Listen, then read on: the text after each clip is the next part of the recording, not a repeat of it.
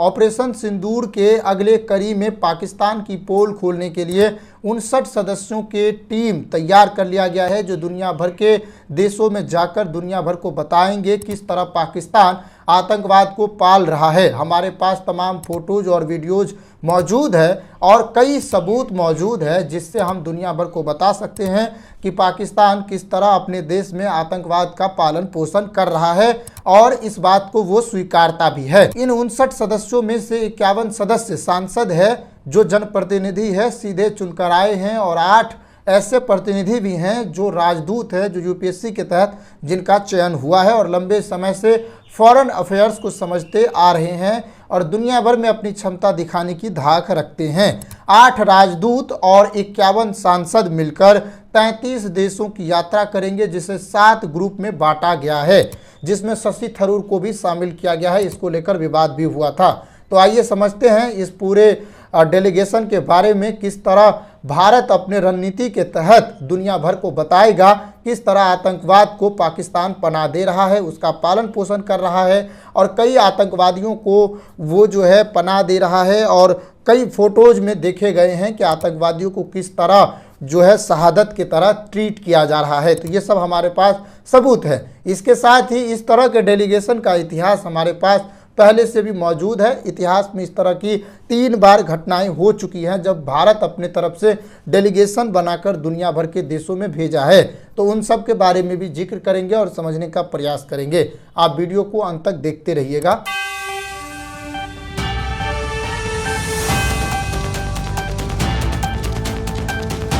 केंद्र सरकार ने घोषणा की कि 59 सदस्यों वाले डेलीगेशन को 7 ग्रुप में बांटा गया है, जिसमें 51 नेता और 8 राजदूत शामिल है, जिसमें एनडीए के 31 और 20 दूसरे दलों के नेता हैं।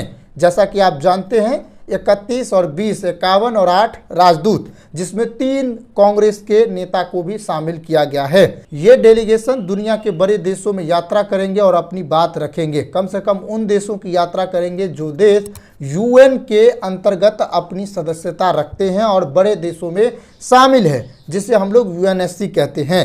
तो इसको लेकर अपनी बात रखने के लिए उन देशों की यात्रा किए जाएंगे।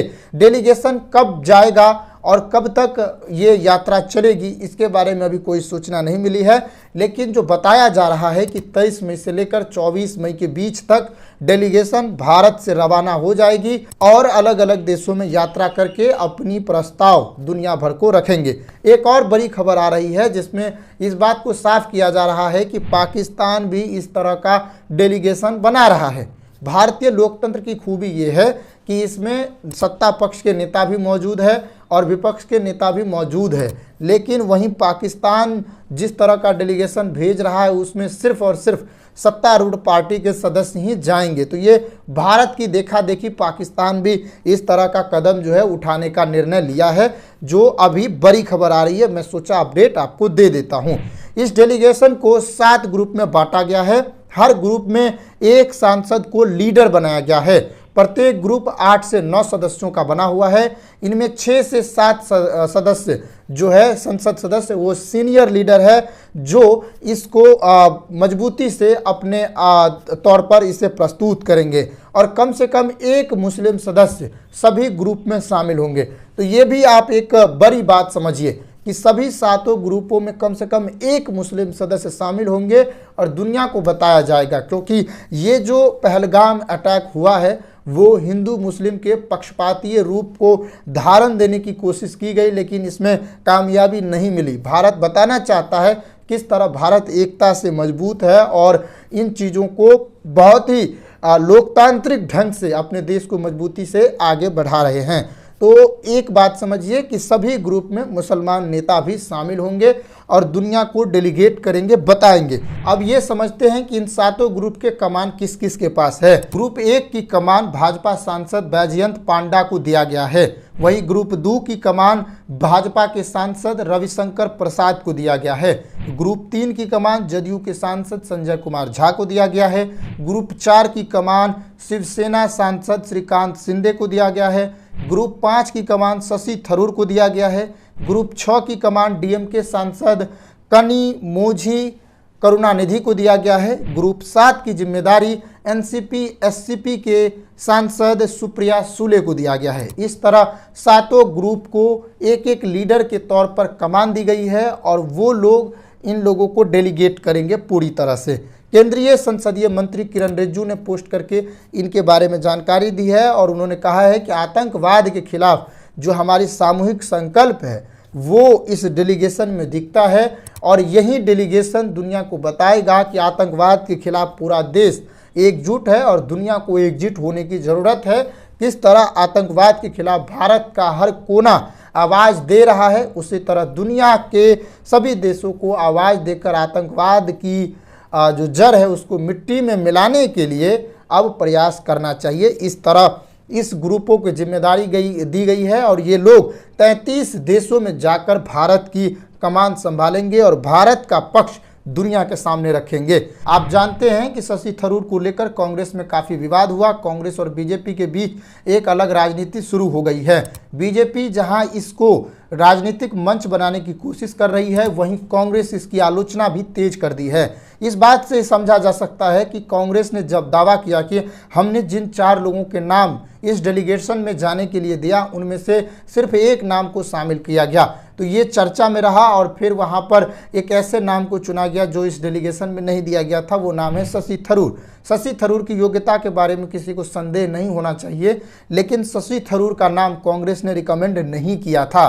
तो ये बताता है कि बीते समय से शशि थरूर कांग्रेस पार्टी के आला कमान के यानी पार्टी लाइन से काफ़ी दूर हट रहे हैं। अलग अलग समय पर वो बीजेपी के सरकार द्वारा लिए गए फैसलों की जो है तारीफ भी किए हैं और कांग्रेस द्वारा जो जाति जनगणना की मांग करवाए जाने की बात कही जा रही थी उसका विरोध भी शशि थरूर ने किया है।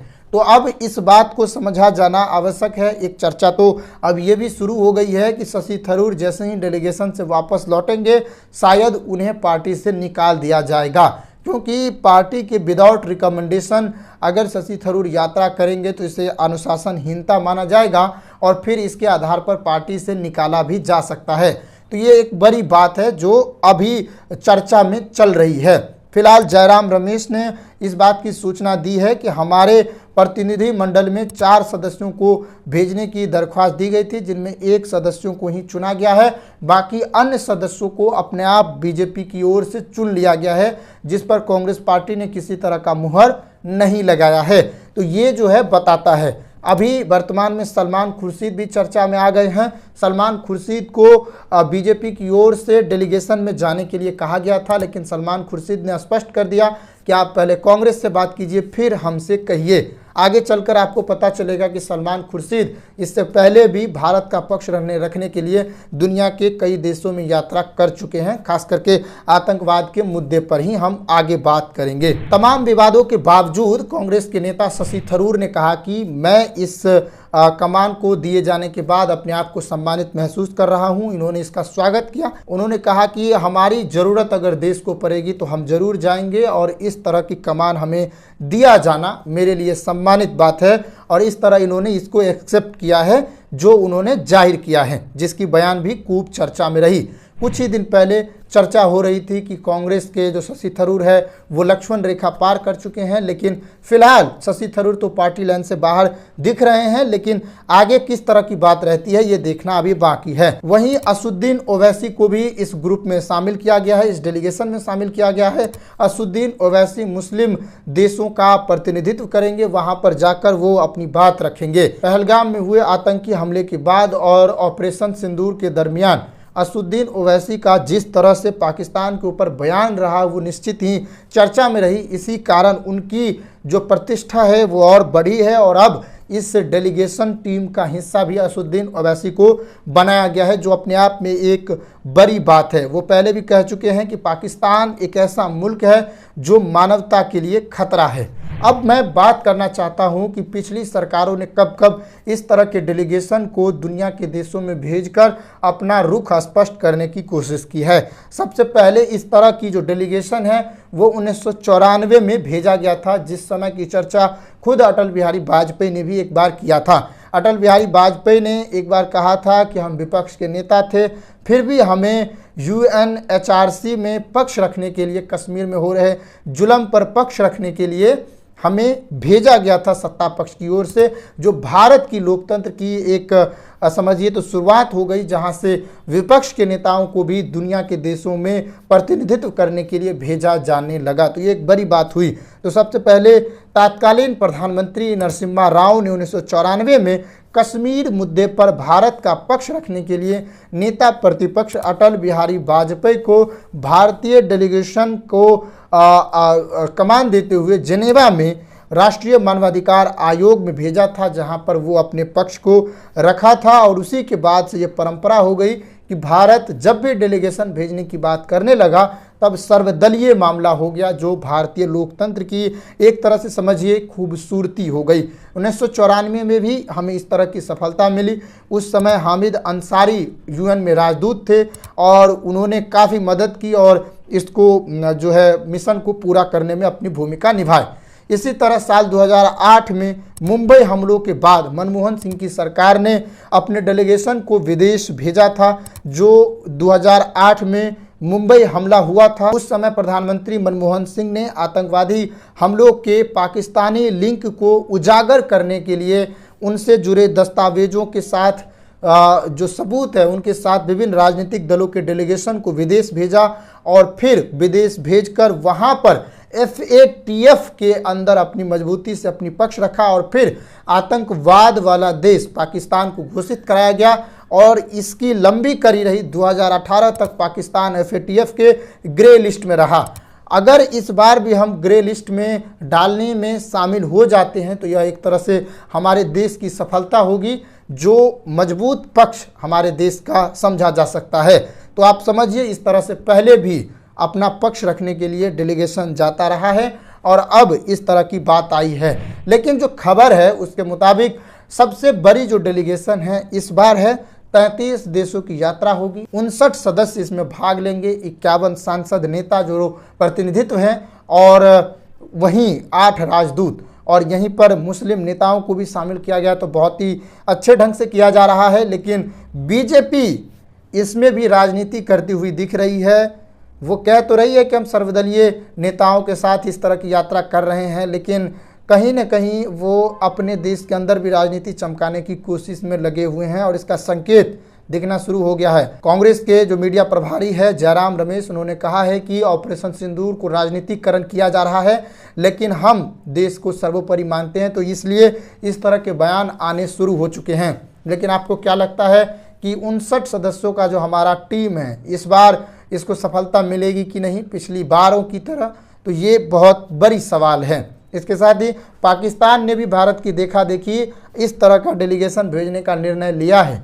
तो आपको क्या लगता है कि पाकिस्तान इस मकसद में कितना खरा उतर पाएगा? तो ये भी कमेंट करके बताइएगा। नमस्कार, जय हिंद।